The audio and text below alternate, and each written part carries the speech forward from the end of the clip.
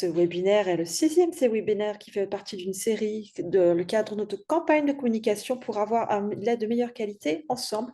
Chez Retoquinol, nous souhaitons travailler main dans la main avec nos partenaires pour réussir encore plus auprès des vétérinaires, des éleveurs, des vaches et des consommateurs, ce qui signifie des troupeaux plus sains, une meilleure qualité de vie et soutenir la durabilité de la production laitière. Au-delà des produits, on souhaite souvenir des solutions pour pouvoir aider à résoudre les problèmes rencontrés par vos éleveurs, c'est-à-dire en proposant des traitements, des diagnostics, la prévention de la mamite pour la gestion également du produit, des outils, et également des partenariats dans la gestion des données pour vous aider à mettre en place des services attractifs. Le thème d'aujourd'hui est les systèmes automatisés de traite, l'AMS, en anglais, un guide vers la réussite et les défis. Nos intervenants d'aujourd'hui, pourquoi avons-nous choisi ce thème? Après avoir couvert les aspects principaux de la gestion de la santé des mamelles des vaches, on pense qu'il vaut la peine de se focaliser sur les spécialités liées à la traite par robot. C'est important pour nous, en tant que consultants, d'être en mesure d'adapter vos approches si nécessaire. Nos intervenants de ce soir, Sophie Piepers de l'Université de Ghent, chercheur, professeur, passionné sur la mamite et la qualité du lait, c'est-à-dire faire en sorte que la connaissance scientifique devienne pratique. Et le docteur Joop Driessen de la société Cosinul, une société de consultants, et propose également des formations auprès des éleveurs et des vétérinaires sur les exploitations. Joop, la parole est à vous. Merci beaucoup. Je suis enchantée d'être avec vous à nouveau, avec tout un groupe de vétos issus du monde entier. Et j'aime beaucoup vous aider avec des astuces pratiques. Quels sont les avantages et les défis liés à la traite par robot par rapport à la santé des mamelles, des vaches? J'aime beaucoup les robots de traite puisque 40% des robots, si vous regardez en Hollande, 40% des exploitations sont équipées de robots et 60% en Islande et 60% également en Norvège. Donc en Europe de l'Ouest, c'est quelque chose d'assez présent. Tout fonctionne bien aujourd'hui. Au début, c'était un gros défi, il y a à peu près 25 ans, avec les premiers robots qui ont démarré. Mais maintenant, tous les systèmes semblent bien fonctionner. Ils ont tous des avantages, mais également des inconvénients. Et l'inconvénient majeur, c'était le problème avec la stalle, où pour pouvoir y placer les vaches, et des problèmes également avec la qualité du lait. Mais on a une stalle individuelle qui est bien positionnée à l'entrée du robot. Pourquoi est-ce que les vaches obtiennent 8% de lait en plus auprès des vaches? Pourquoi les femmes ont 8% de lait en plus? Eh bien, et vous pouvez toujours répondre dans le forum à cette question. Alors 8%, pourquoi? Je ne vois pas encore de réponse dans le chat, mais n'hésitez pas à me donner vos réponses dans le chat, histoire qu'on s'amuse un petit peu. Est-ce que les robots ont les mêmes qualités que les femmes? On peut leur donner des noms féminins aux robots, mais bon, ça n'aide pas vraiment. Mais on dit que les robots sont très standardisés. Généralement, les femmes sont généralement meilleures que les hommes, car elles obtiennent 8% de lait en plus. Cela signifie que les femmes font mieux le travail. Et principalement, je pense, par rapport au ton de la voix, la patience dont elles disposent. Elles ne crient pas fort. Elles sont beaucoup plus douces. Elles ont des mains plus douces, plus douces, plus gentilles, et elles sont plus propres. Plus pas par rapport aux hommes. La bonne chose avec le robot, c'est qu'il propose la même chose de façon répétitive, toujours la même chose à chaque fois, et cela aide beaucoup aussi la vache. Si on regarde les traites par robot, on obtient beaucoup d'informations, la conductivité, la couleur, la numération cellulaire, et des informations en fonction du type de robot. On peut avoir aussi des informations sur la fièvre, la rumination, la séparation du lait et les traites ratées. Donc, c'est assez par rapport au ruminement, au niveau de la technologie, on repère pas mal de différences importantes. Est-ce que vous avez déjà remarqué quel était le taux de ruminement le plus important? 600 jusqu'à 400 je pense qu'on observe une grande différence par rapport au temps de rumination. Auprès du robot, on a beaucoup d'informations qui sont obtenues grâce au capteur. La plupart des informations concernent le lait et c'était vraiment utile par rapport à votre gestion de la production.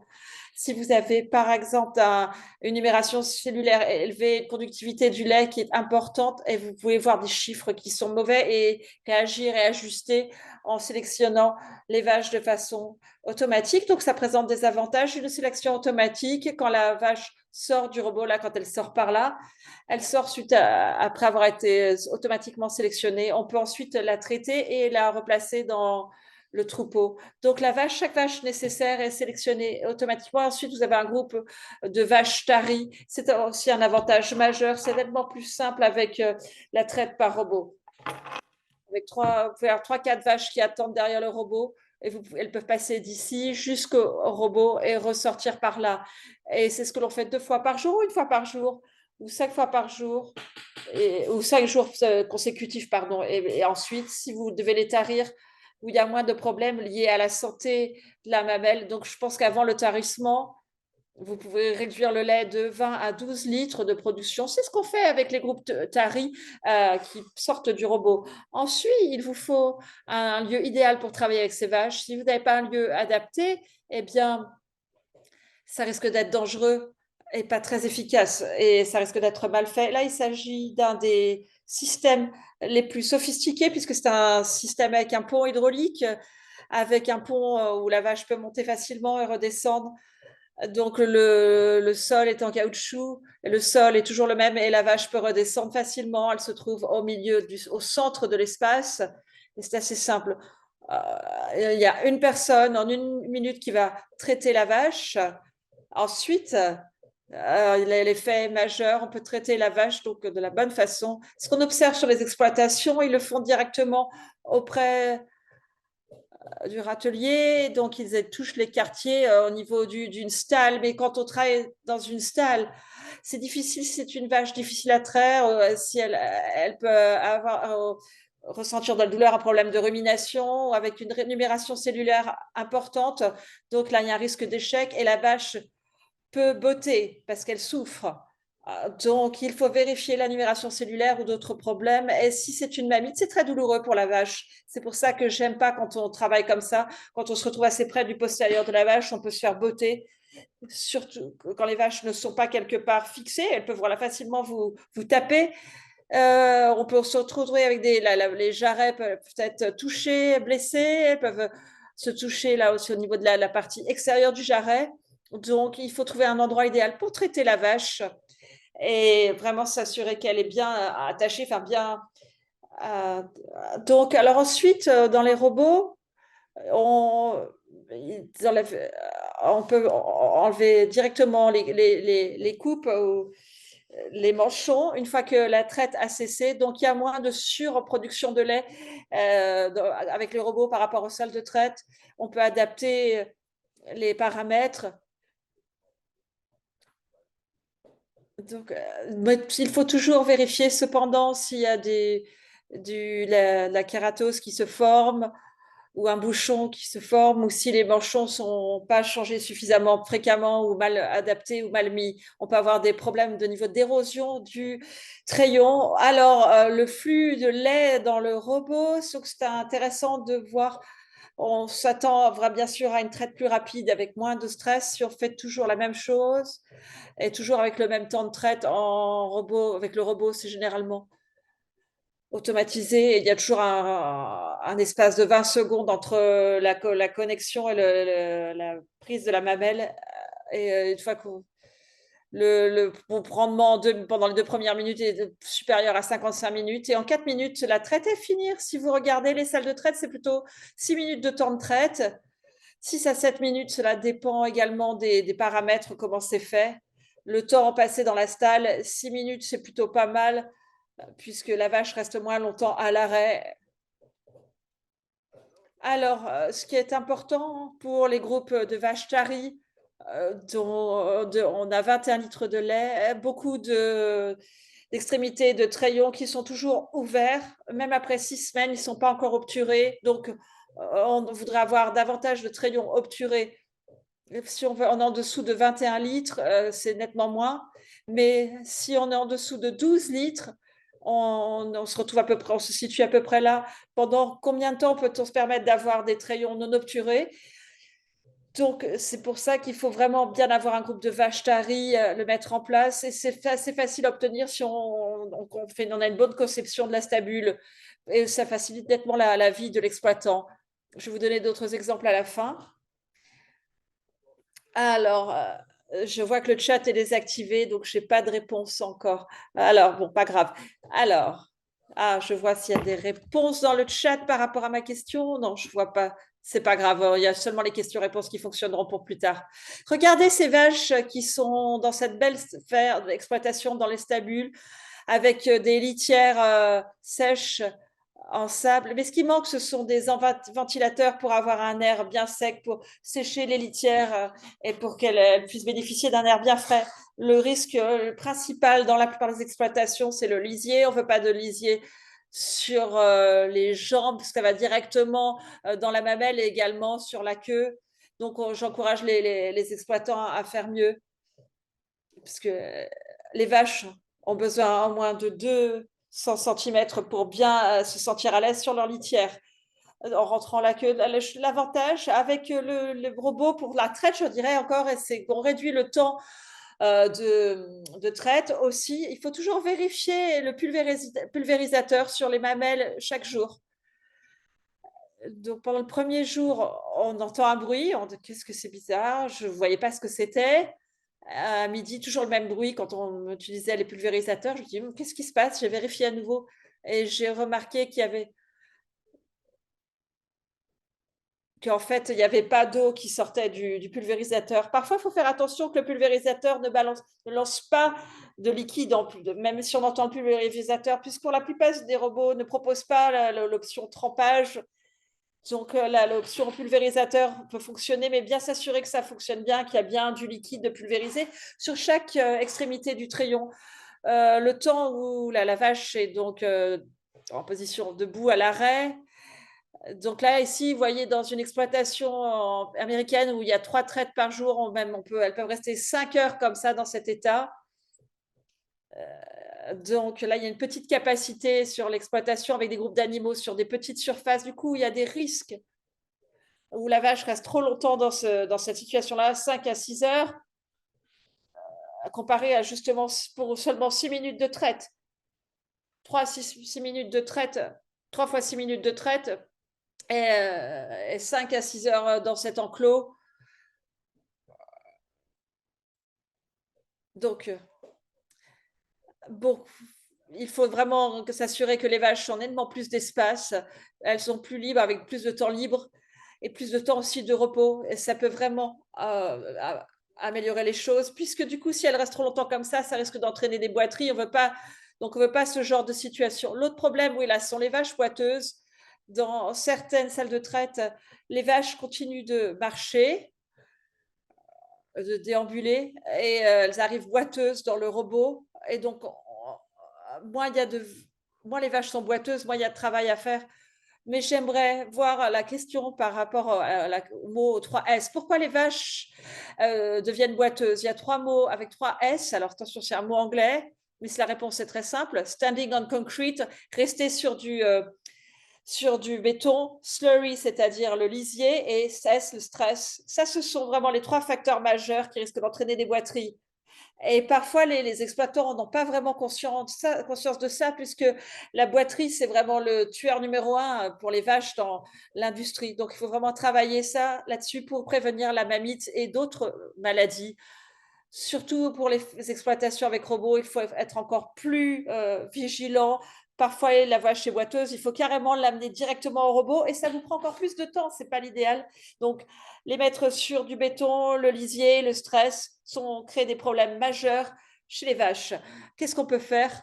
On veut vraiment réduire le taux de stress pour s'assurer qu'elles ont des litières très épaisses, agréables et nettoyer un maximum. Euh, Vraiment. Pourquoi c'est pas le robot, c'est pas l'endroit le plus adapté pour la traite d'une génisse pour la première fois? Et je dirais que la plupart des robots ne sont pas forcément adaptés pour une première traite Génis. Voilà. Donc là, c'est un super robot qu'on retrouve en Finlande. C'est le numéro 1 dans le pays.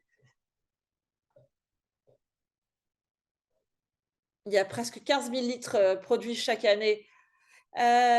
Donc, j'ai rencontré l'exploitant, une personne formidable et qui fait un très bon travail. Et chaque vache va être traite ici, tout d'abord sur les génisses. Et ils hallucinent quand ils voient les effets du robot.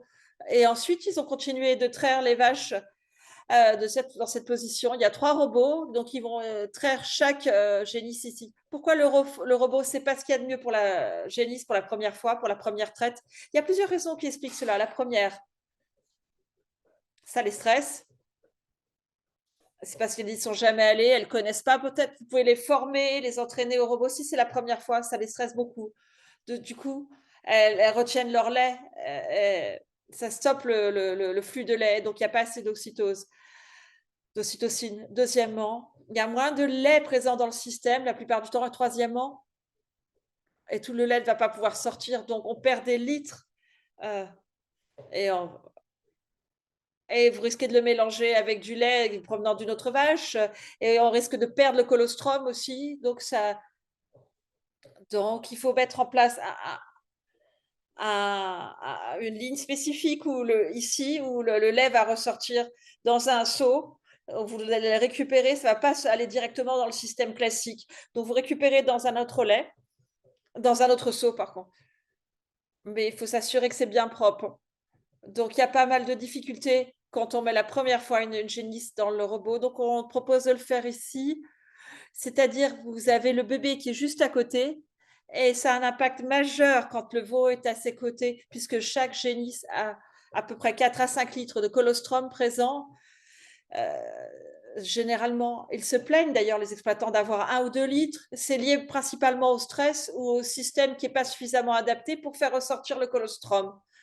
Donc, une gestion, capacité de gérer sans induire de stress, c'est vraiment essentiel, vraiment leur apprendre à aller dans le robot sans être stressé en ayant un impact majeur. Et ça permet de faciliter la traite. Donc, on a créé en fait un guide pour réduire le stress chez la vache.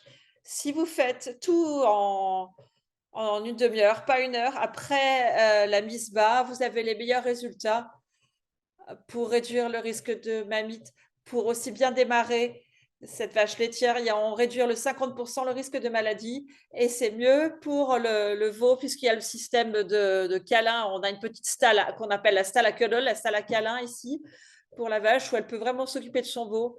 Combien de vaches peuvent-elles C'est important qu'elle puisse mettre bas dans le calme et ensuite directement être traite en ayant le petit juste à côté dans la stalle. Ça a un impact majeur sur la santé de la vache.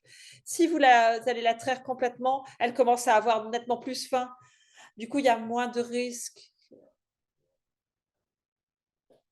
de mamite si on la vide complètement et qu'elle mange forcément davantage. On a pu changer pas mal de choses. Donc, vous mettez le bébé ici, la vache là. Donc, c'est plus facile d'effectuer la traite de ce côté. Donc, vraiment, voilà, on peut effectuer la traite en toute sécurité ici, parce que la sécurité de la traite, c'est essentiel. Et là, c'est la deuxième fois que cette vache est traite. Voilà. Et aussi, c'est facile sur la photo précédente de passer le robot de l'autre côté, mais bon, la photo n'apparaît plus. Donc, vous bénéficiez de conseils gagnant-gagnant auprès des vétos. Donc, il faut avoir des astuces pratiques. Donc, vraiment, voilà, on revoit la photo. J'encourage la mise en place de cette stalle à câlin et aussi avec ce seau spécifique pour qu'il puisse récupérer un seau pour donner à manger à la vache, lui donner du concentré. Vous pouvez lui donner du concentré juste après la mise bas, en mettant le concentré dans le seau. Du coup, c'est un avantage gagnant-gagnant. L'une des astuces les plus simples, c'est vraiment de bien apprendre à gérer les stabules et une bonne conception de la stabule. C'est essentiel, ça facilite le travail des vétos ensuite. Donc, on est formé pour prescrire des traitements, mais aussi, il faut toujours des traitements, mais on espère les utiliser le moins possible. Donc, on peut éviter cela en vraiment en prodiguant de beaux conseils auprès d'exploitants par rapport à l'organisation de l'exploitation. Donc, toujours faire l'essentiel pour les vaches. Donc, notre question, comment traire la vache pour la deuxième fois avec le robot? Parce qu'elle doit toujours se rendre dans le système de robot. Ça crée pas mal de stress auprès de la vache. Donc, on veut qu'elle puisse entrer facilement. Donc, vous y allez de ce côté, n'allez jamais derrière la vache. Vous pouvez mettre, pardon, une chaîne ici, et la première vache va aller en premier, ensuite l'autre va la suivre.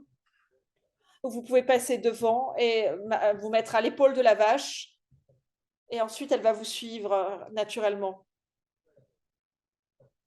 Si ça ne fonctionne pas, vous la tapotez sur le dos. Vous faites comme ça.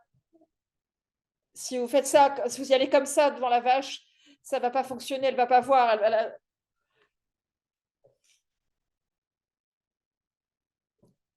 Donc, vraiment, on peut les faire rentrer sans stress. Mais il faut surtout éviter de se mettre derrière. Donc, comment concevoir? Donc, concevoir une bonne stabule avec un endroit pour la mise bas sans stress et une sélection automatique et une salle de traite avec robot. Et on peut avoir vraiment un impact majeur positif. Là, cet homme a 140 vaches, 120 vaches pour le robot et 20 vaches taris. Donc, il y a un système où elle a un accès aux pâtures directement, librement. Et là, on peut mettre les vaches, donc ils vont mettre bas avec la stalle à câlin pour le veau. Et si ça fonctionne bien, eh bien, on peut vraiment améliorer la santé des vaches. On a conçu pas mal de stabules sous cette forme dans le monde entier. C'est devenu un nouveau standard. Et on a gagné un prix d'innovation en Ontario et en Écosse par rapport à cela. Donc, comment les faire entrer sans stress? On a une double entrée. Vous voyez, la vache est ici. Elle peut prendre le coin. Ensuite, il y a aussi une autre barrière. Une autre possibilité, vous l'approchez du robot. Une vache est toujours prête à rentrer pour être traite par le robot. Bon, généralement, il faut récupérer juste 1% des vaches, maximum 5%, si tout est bien organisé. Donc, il s'agit de bien réfléchir à la conception de la stabule. Donc, si vous mettez le robot dans une stabule déjà existante, c'est ce qu'on va retrouver à l'avenir. On peut aussi les mettre en dehors de la stabule, avoir une séparation entre les zones de vélage aussi. Il ne faut pas tout mettre forcément dans la stabule, ça ne fonctionne pas. On met le robot sur le côté. Voilà à quoi ça ressemble. Pardon, j'entends pas du tout là, par contre, j'entends pas avec le film. Donc voilà à quoi ça ressemble. Vous pouvez voir par vous-même. Voici la porte là. Donc c'est intéressant, voilà comment ils ont conçu le système, hein. Voilà, c'est intéressant de voir.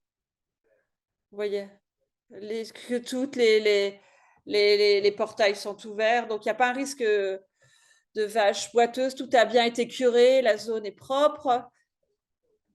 Donc, si vous créez une nouvelle stabule, vous faut bien repenser à la conception, tout refaire, plusieurs options de conception, sélection, mettre en place donc un système de vélage sans stress avec la stalle à câlin avec le veau.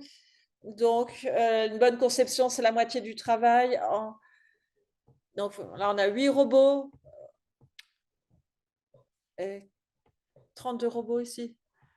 On a 4 groupes pour 120 vaches, 4 robots. Donc, je pense que c'est terminé pour moi.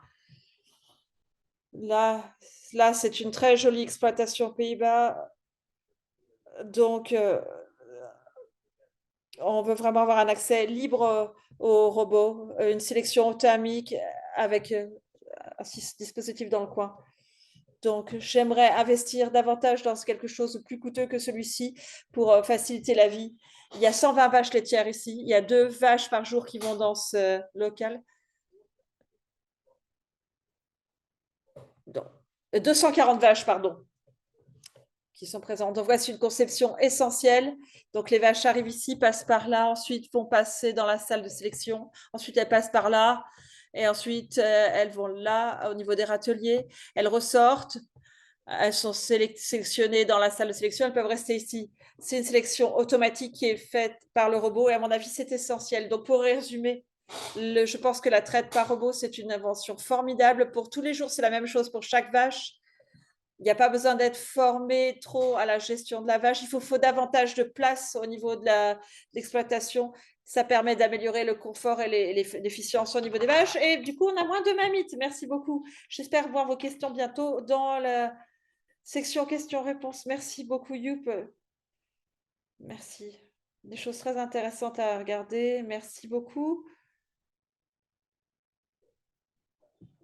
Je vais arrêter mon écran. Je vais passer la parole à Sophie pour continuer sur le même thème. Sophie, est-ce que vous voyez mon écran? Oui, excellent. Bonsoir tout le monde. Eh bien, comment avoir un service de bonne santé des vaches quand vous êtes équipé en tant qu'exploitant avec un robot de traite? Tout d'abord, j'aimerais parler de l'approche par rapport à la santé des mamelles. Est-ce qu'on observe des différences entre les exploitations plus conventionnelles et les exploitations avec robots? Les différences entre les deux, eh bien, nous allons les voir et bien sûr, il y aura des conclusions à retenir après ma présentation. Donc, tout d'abord, l'approche par rapport à la santé des mamelles. Pour ceux qui me connaissent, j'aime beaucoup tout ce qui est très structuré. Ce sont toujours les premières étapes que je suis quand je traite de problèmes liés à la santé des mamelles sur une exploitation. On va commencer avec le problème. C'est un problème clinique. Est-ce que c'est une mamelle clinique?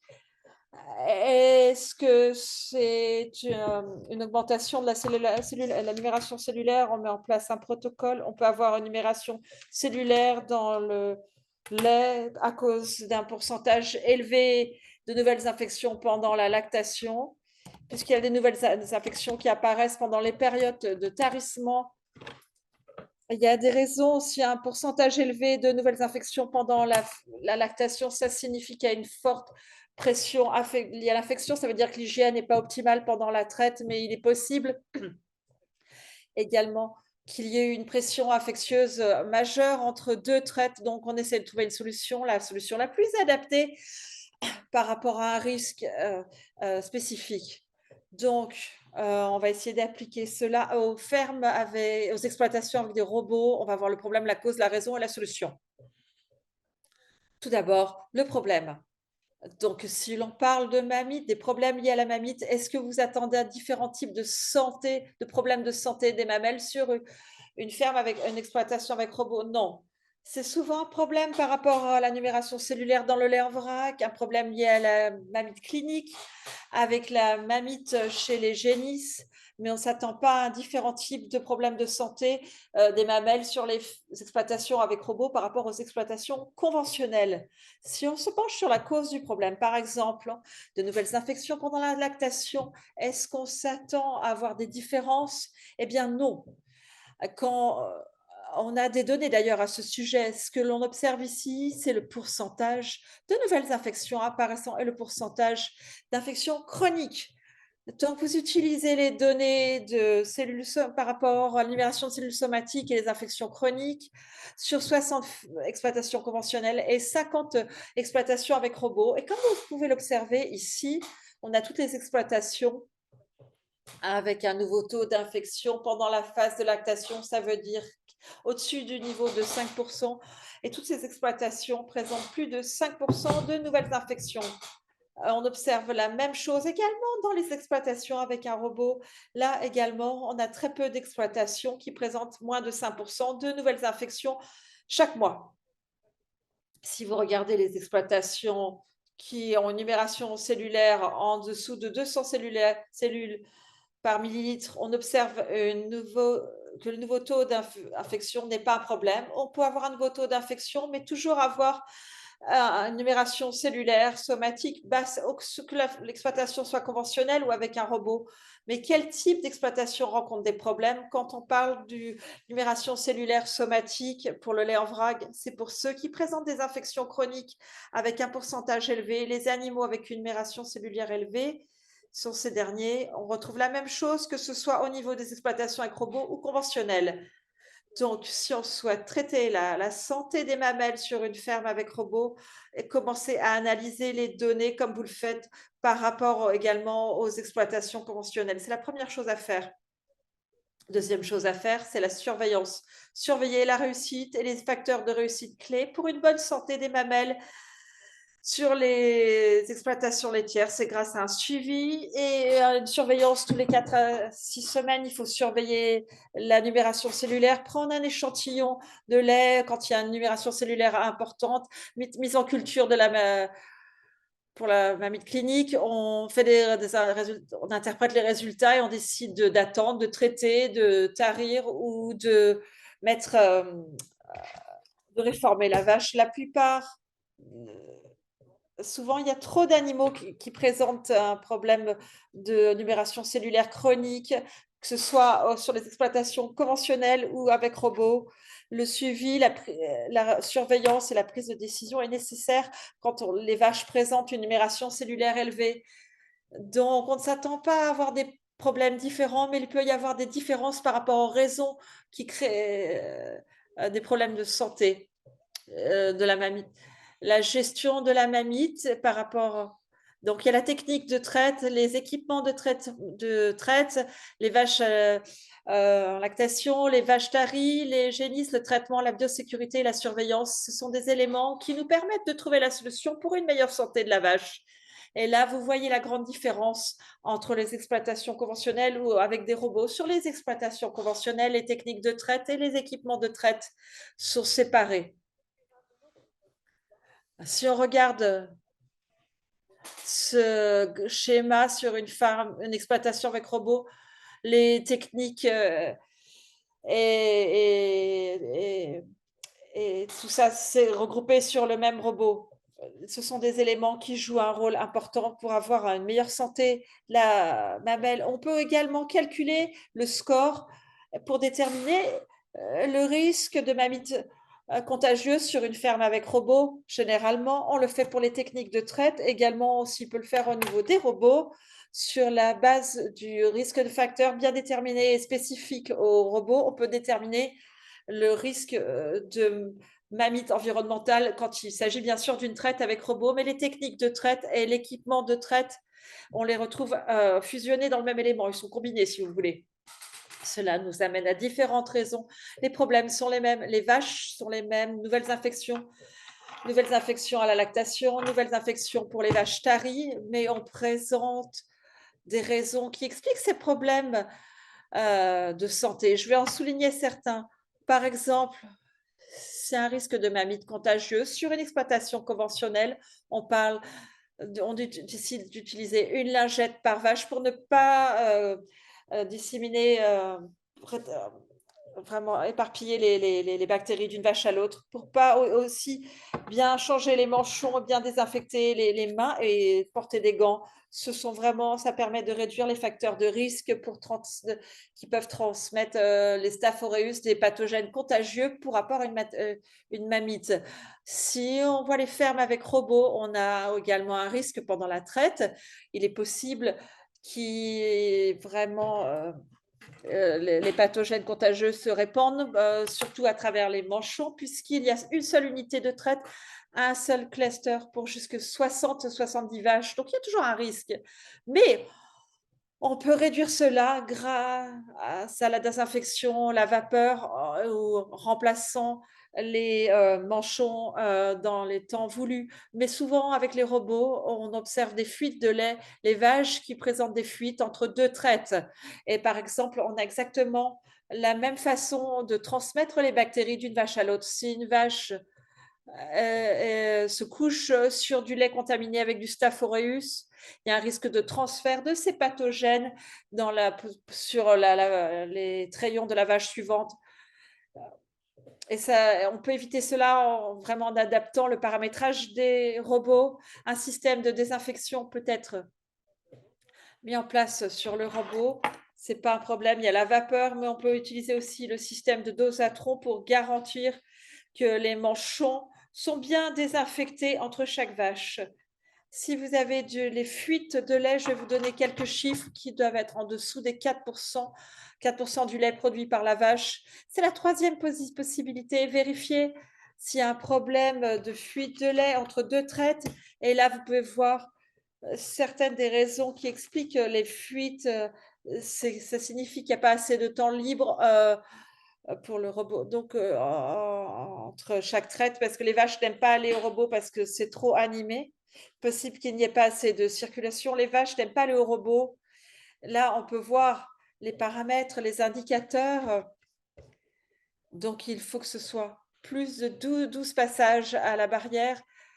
Il faut plus de 50% des traites qui soient. Des vaches viennent au robot mais refusent d'être traites. D'autres raisons pourquoi les vaches n'aiment pas venir au robot, par exemple des problèmes de santé au niveau du sabot, nutrition, et un robot qui ne fonctionne pas bien aussi. Parfois, les vaches viennent vers le robot, mais on n'a pas suffisamment de traite et de lait. Et donc, il vous faut au moins 2,4 vaches traites par jour. Et le problème peut être lié au fait que les vaches n'aiment pas venir au robot parce que la circulation n'est pas optimale, mais ça peut être lié aussi à un problème de paramétrage du robot. Les vaches viennent pour être traites, mais elles ne peuvent pas être directement traites par le robot, donc il faut vérifier les paramétrages. Aussi, la vitesse de traite, c'est lié aussi à la génétique. Certaines vaches sont plus susceptibles à présenter des fuites entre deux traites, mais au moins ces paramètres, le temps libre entre le robot, les traites au robot, la circulation, et pas suffisamment de traites par jour, ça peut être adapté sur chaque système robotique. Donc n'hésitez pas à vous pencher là-dessus. Ensuite, si l'on parle des mammites environnementales, il y a l'hygiène du treillon. C'est important de travailler sur l'extrémité du treillon avant d'admettre en place les manchons de traite. On doit avoir 80% du treillon au score 1 ou score 2. Pour les systèmes conventionnels, on peut améliorer l'hygiène du treillon en faisant un pré-trempage avant de mettre en place le manchon. Sur les exploitations conventionnelles. On ne peut pas utiliser le système de scorage pour l'hygiène, donc ça prend trop de temps. Donc il y a une autre façon de le faire, il faut trouver un autre moyen. On peut utiliser le score de l'hygiène de la mamelle.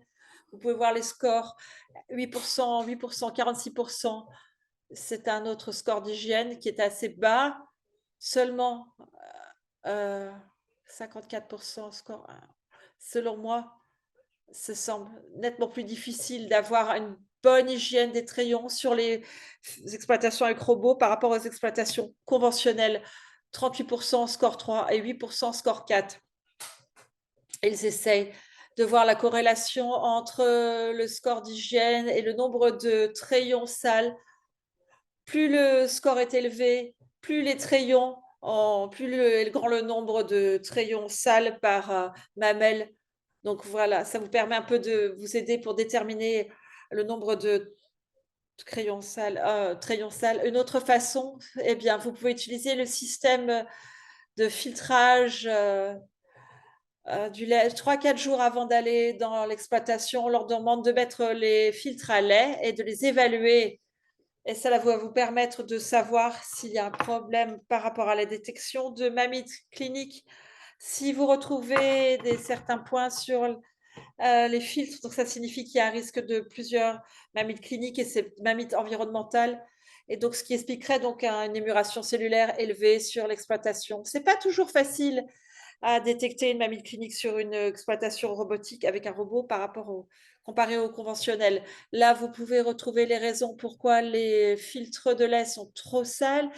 Quatrième possibilité, vous leur demandez à regarder les filtres. Parfois, ils travaillent avec des brosses qu'ils ne remplacent pas en temps voulu. Il faut les remplacer tous les 30 000 traites au moins. Il est possible que la concentration en peroxyde d'hydrogène ne fonctionne pas, donc il n'y a plus de désinfectant sur les brosses, c'est trop dilué. Ça doit être entre 0,4 et 0,6%. Et ça doit être testé 2 fois par semaine. Il est possible que le score d'hygiène de la mamelle ou de la partie inférieure du membre est pas suffisamment. Aussi remplacer les manchons en temps voulu et où la fréquence de nettoyage du robot et des pièces n'est pas assez bonne. Il faut au moins nettoyer 2 fois par jour. Mais il faut toujours évaluer, toujours demander à voir les filtres à lait et évaluer l'hygiène. C'est vraiment la quatrième chose que vous pouvez faire. Alors, l'état des extrémités des trayons, souvent, on ne s'attend pas avec des problèmes, à avoir des problèmes de ce genre avec les robots. Généralement, c'est ce qu'on observe. On a étudié sur 50 d'entre elles et la majorité a un score 1. Donc, on ne s'attend pas à avoir beaucoup de problèmes. C'est pour ça qu'on a mis la limite à 90%. 90% des trayons doivent avoir un score 1 ou 2 sur les fermes avec un robot. Si vous avez un doute, il est temps de se pencher dessus et de vous vérifier ce qui se passe. C'est pas normal d'avoir une hyperkératose ou avec des scores 3 ou 4 pour les extrémités des trayons sur les exploitations avec robot. Cinquième possibilité, vérifier le fonctionnement du robot. Si le score du trayon n'est pas bon, ça signifie qu'il y a plus de 10% des trayons qui sont score 3 ou score 4. Un test dynamique du robot doit être effectué. Il est possible également que le robot est trop efficace et un peu agressif dans la traite. Très peu de temps passé dans la stalle, donc la traite va très vite. Le temps de préparation est trop court. La vitesse d'aspiration, de traite est trop rapide. Donc la capacité trop élevée du robot, ok, ça va, mais il faut faire attention. Si le trayon a un score qui n'est pas très bon, c'est pas forcément adapté. Il est également possible il y ait eu une absence de remplacement des manchons en temps voulu. Et parfois, la désinfection du trayon après la traite ne fonctionne pas. Il faut désinfecter, protéger les trayons, mais aussi vérifier qu'ils sont bien doux et moelleux. S'ils sont moelleux, du coup, et doux, ils sont moins sensibles aux lésions et aux effets induits par la machine de traite. Donc, toujours vérifier après la traite. Là, vous voyez que la peau du trayon est relativement sèche. C'est peut-être lié au fait que la désinfection après la traite fonctionne mal ou c'est lié à un produit qui crée des irritations sur la peau du trayon. Il est possible que le produit à utiliser ne fonctionne pas, il n'est pas utilisé, c'est-à-dire que la pulvérisation ne fait pas bien. Donc les messages à retenir, l'approche par rapport aux exploitations avec robots n'est pas vraiment différente par rapport aux exploitations conventionnelles. Les problèmes et les causes sont les mêmes. Il s'agit d'étudier les raisons et c'est là qu'on observe des différences. Euh, Comme vous l'avez dit, l'exploitation est importante. Aussi, la santé des sabots est très importante. Et il faut aussi voir sur quoi s'axer principalement. Si on sait quel indicateur il faut surveiller, et bien du coup, ça facilite la vie. Alors, première option, analyser les données disponibles comme vous le faites sur une exploitation conventionnelle. Surveiller toujours, c'est essentiel de surveiller pour bien réussir afin d'avoir une bonne santé des mamelles sur les exploitations conventionnelles ou avec robots. Donc, faire des mises en culture des bactéries pour avoir une bonne indication, pour savoir si c'est une mamite dite conventionnelle ou environnementale. Déterminer le risque de contagion avec la mamite. Donc, par exemple, les fuites sont un bon indicateur. Déterminer la pression infectieuse au niveau des filtres à lait, l'hygiène dans les filtres est importante et déterminer également l'état des extrémités des trayons. Si vous faites tout cela, vous avez de grandes chances de réussir et de résoudre tous ces problèmes. Merci beaucoup. Et j'aimerais remercier Avetoquinol pour, grâce à eux, nous pouvons avoir un meilleur lait. Merci Sophie. Merci beaucoup. Alors, nous allons prendre des questions. Tout d'abord, je dois m'excuser. On a un problème avec la traduction italienne. Apparemment, les participants italiens ne peuvent pas entendre la traduction italienne. On s'excuse de cela. Je ne parle pas bien italien, donc je ne peux pas vous aider. J'ai une question pour Sophie. Si vous avez des questions, n'hésitez pas à les taper. Je vois que quelques questions. Si vous avez des questions, n'hésitez pas. Une question, Sophie, par rapport au paramétrage.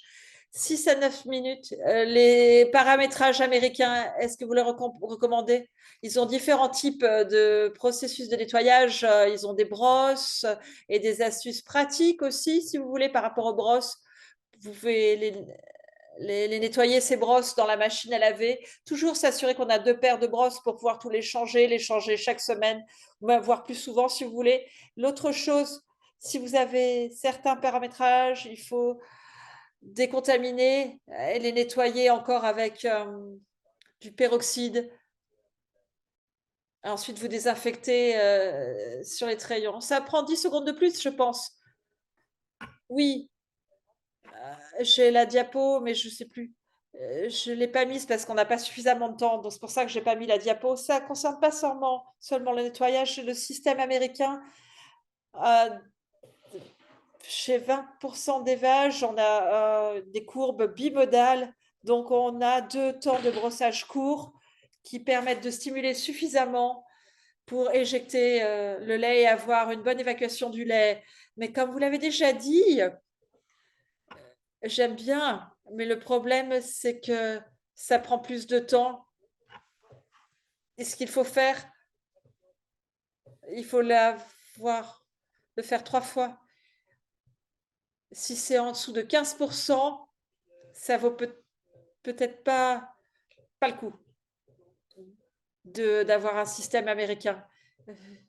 Vous augmentez le temps de brossage, mais vous allez réduire le temps libre et ça a un impact négatif sur la circulation des animaux. Donc, il faut trouver l'équilibre en fait.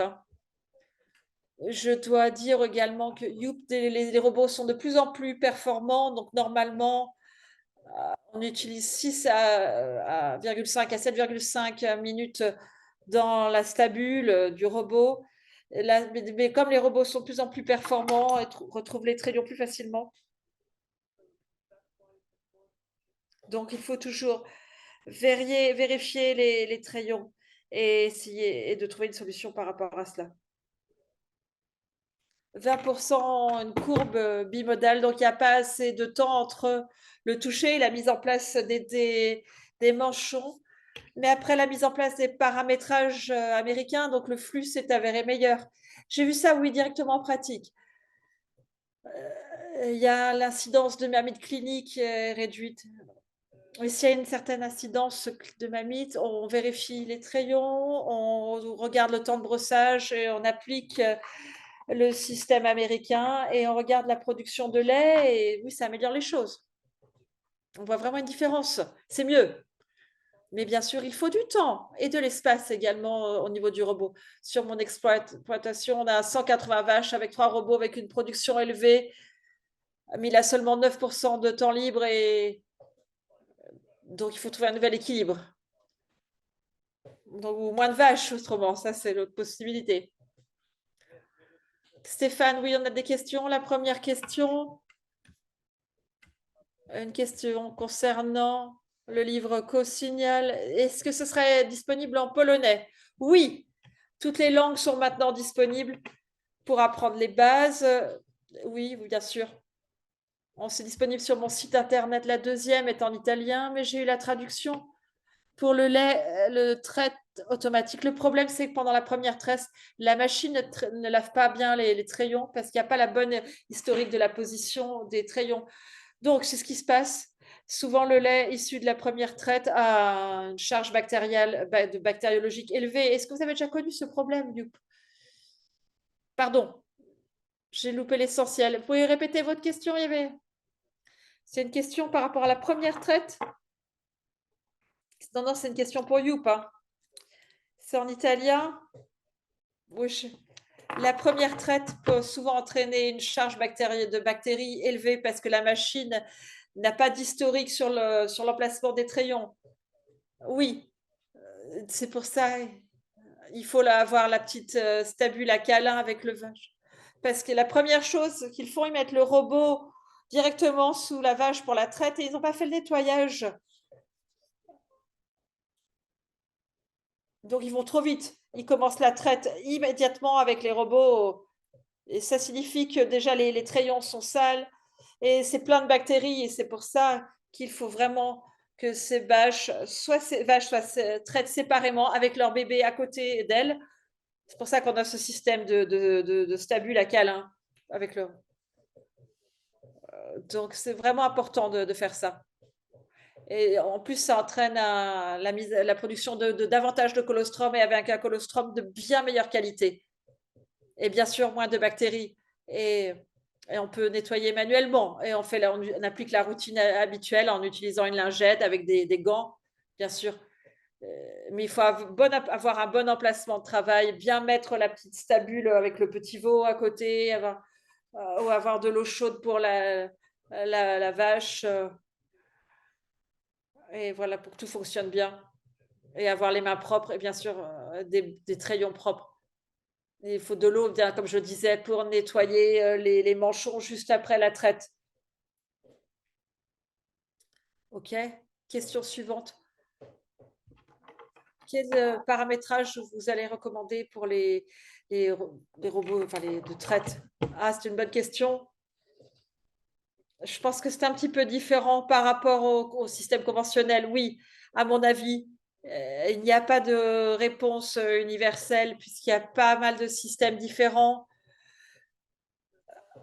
Euh, et certains se détachent plus rapidement. On a différents systèmes. Le mieux, il faut commencer avec le cycle court et un système de. Et ensuite, vous faites un test dynamique et voir ce qui se passe pour voir ce qui se passe. Si vous voyez qu'elle passe beaucoup de temps dans la stalle, c'est peut-être lié au fait que le système est trop long, le paramétrage n'est pas bon, ça prend trop de temps. Mais il n'y a pas de réponse universelle pour les systèmes à robots. Dans un système conventionnel, c'est en dessous de 200 cc par minute. Aujourd'hui, non, on est dans les 400 cc. Et deux trades, 400 cc. Parfois jusqu'à 600, 800 pour quand il y a 3 trades par jour.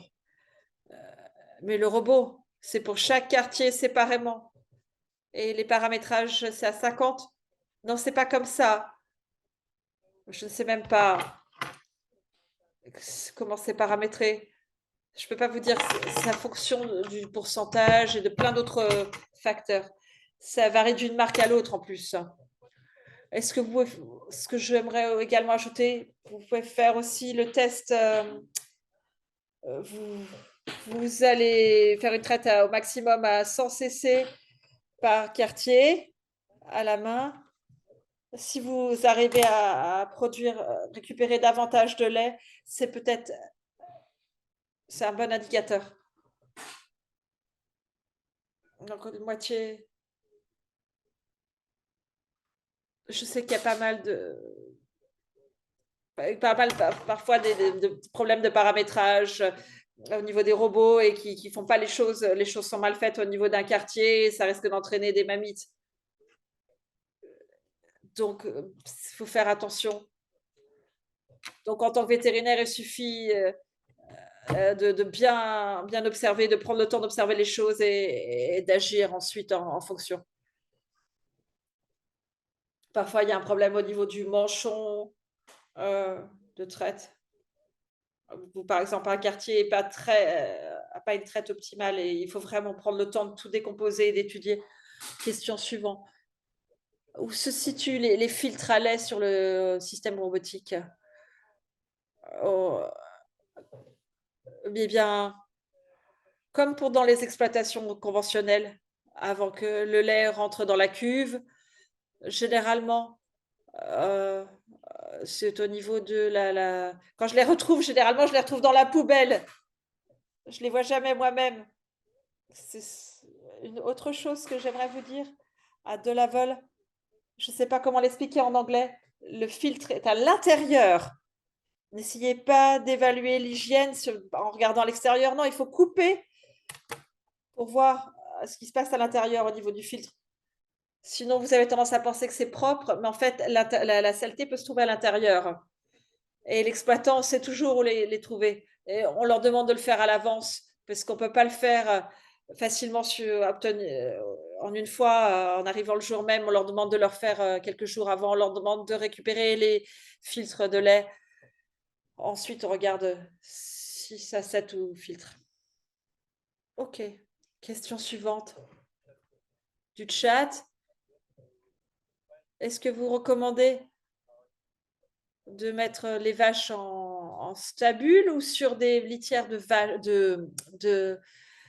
enfin les mettre en stall ou sur des litières de paille? S'il faut qu'elles aient des temps de repos, il vaut mieux les mettre sur des litières, que ce soit en copeaux, en paille, en sable. Donc ça permet vraiment de réduire le taux de mammites. Tout vraiment est lié, est une question de gestion et aussi de stabule. Donc bien s'assurer qu'on a des bonnes litières. Donc avoir des litières bien épaisses avec des stalles bien paillées ou avec une bonne épaisseur. Parce que généralement, elles vont se reposer 3-4 jours, 3-4 heures par jour. Si elles peuvent se reposer 3-4 heures par jour, c'est l'idéal pour avoir davantage de lait. Et d'ailleurs, on a le meilleur résultat avec les litières en sable. S'il faut, on veut moins de mammites, il faut avoir des meilleures litières. Autre chose, à l'université de Berlin, ils ont fait une recherche sur les litières épaisses à base de paille. Ils ont dit que le pire, les meilleures et les pires exploitations avaient des litières en paille par rapport au taux de mammites. Et donc, ils ont eu des numérations cellulaires très bonnes et d'autres très mauvaises, alors que c'était les mêmes systèmes de litières. Donc, c'est toute une histoire de gestion, c'est pas le système en lui-même. Si vous avez une exploitation très sale, vous savez de quoi je parle. 25% des exploitations ne sont pas vraiment très bonnes, tout ce qui est question hygiène. Ils ne devraient même pas traire des vaches, d'ailleurs, il y a pas mal de débats là-dessus. Et s'ils le font, il faut leur donner des conseils, qu'ils mettent en place un système de gestion simple. À mon avis, il leur faut même un waterbed à la place d'une litière classique. Si vous voulez davantage de lait, il faut des litières beaucoup plus épaisses. Parce que sinon, ça a un impact majeur sur la production du lait. Un autre exploitant, et il avait des litières en sable, on appelle ça des plages à vaches, et il nettoie que la partie supérieure des litières. C'est toujours risqué quand même, parce que en quoi peut-on être efficace de cette manière? Il faut nettoyer 2 fois. Il y a aussi du compost où on cultive le lisier et la partie supérieure du lisier. Et ça peut fonctionner pas mal pour certaines vaches. Mais ça ne fonctionne pas quand il y a beaucoup, beaucoup de vaches parce qu'elles vont produire beaucoup de lisier et d'urine. Ça fonctionne sur des petites exploitations. Donc, des systèmes avec un compost, c'est bon pour une exploitation moyenne, mais pas pour une grande exploitation. Donc, voilà, c'est mon avis. OK. Question suivante. Est-ce que vous recommandez d'augmenter le temps de préparation avec le brossage pour prévenir la bimodalité? Oui, complètement, on en a déjà parlé, oui, oui. Mais faire attention à bien vérifier le temps libre, car c'est très important. Il faut que ce soit au moins supérieur à 10% et de préférence 15%. Et sinon, ça peut devenir un problème. Combien de secondes entre la différence entre le premier toucher du robot, le démarrage de la traite, c'est combien l'intervalle de secondes? Je pense qu'il y a 30 secondes, 40 secondes. Moins entre le contact et le début de la traite. Mais il y a moins de pression. C'est un différent type de traite. Okay. Oui, il faut regarder les courbes bimodales. Donc 20%, c'est pas suffisamment bon. Ok, bonne observation. Ok, une autre question. Quelle gestion vous recommandez pour les vaches taries? Le tarissement, j'aimerais avoir l'opinion de Sophie. Ce que j'observe, on va les traire 2 fois par jour, on leur donne une nourriture pour vaches taries, ça permet de réduire les risques. On a pendant 5 jours, ils ont une nourriture pour vaches taries et le 6e jour, elles sont complètement taries avec des obturateurs de trayons.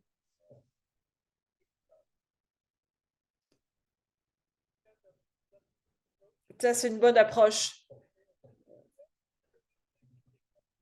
Si elles ont moins de concentré, si elles ont moins de concentré, elles vont produire moins de lait. Si elles produisent moins de lait, elles viendront moins au robot.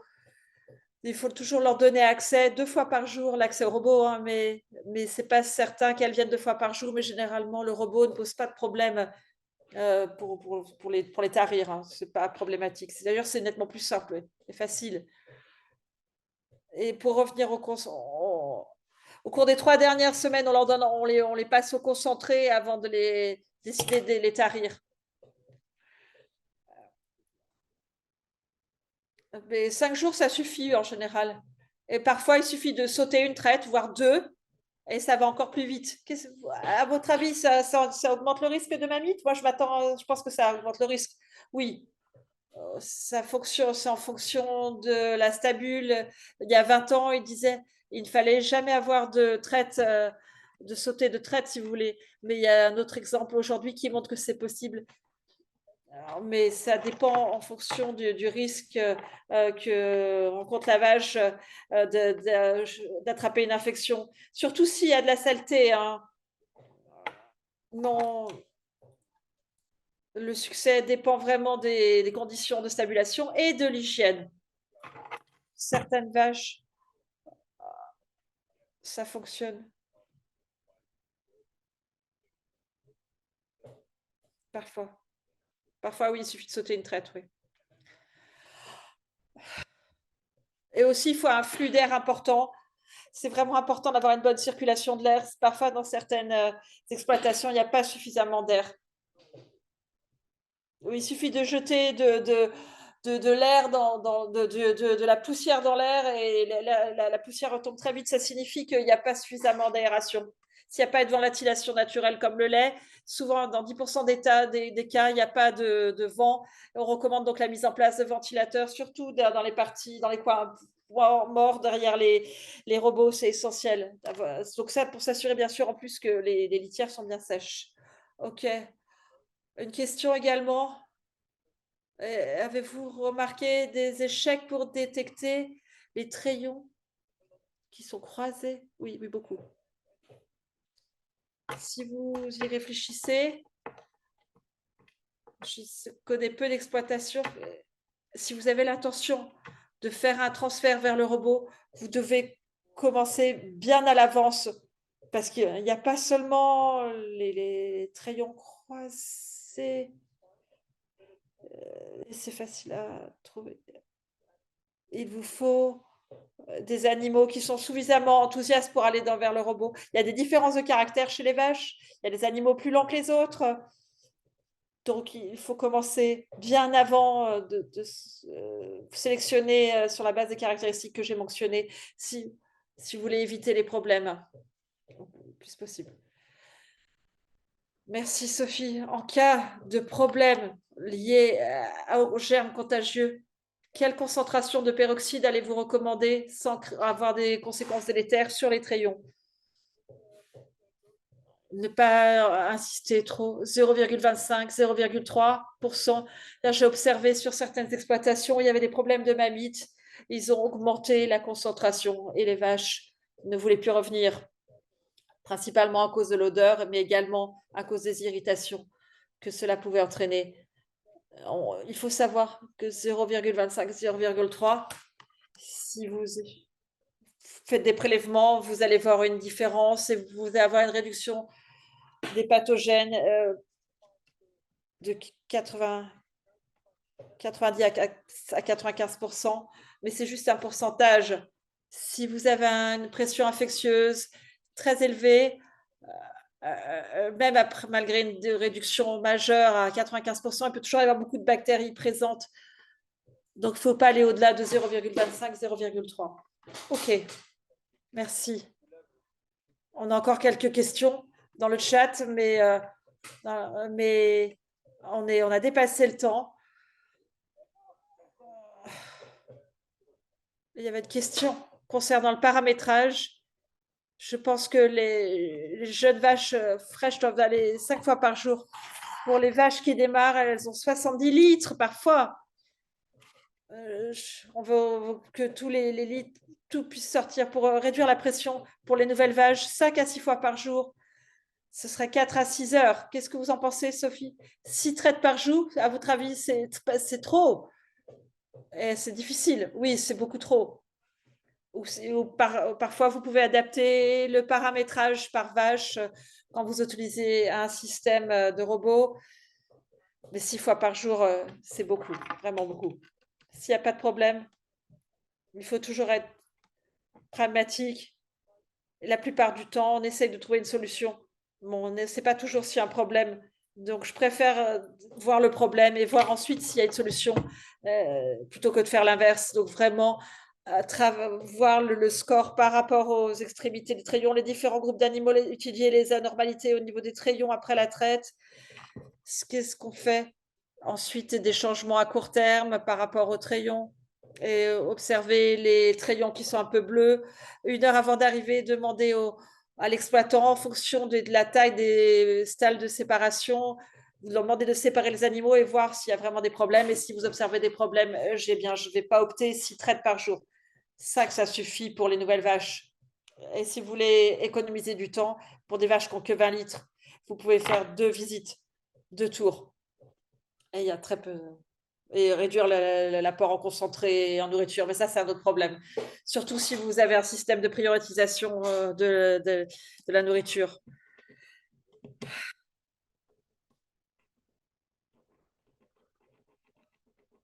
Donc, pardon, il va très vite. Pardon, il va très très vite là. Beaucoup de choses sont possibles. Pardon Stéphane, je pense qu'il faut qu'on s'arrête. Merci beaucoup. Et donc, il est temps de terminer. Je m'excuse de ne pas avoir eu le temps de répondre à toutes les questions.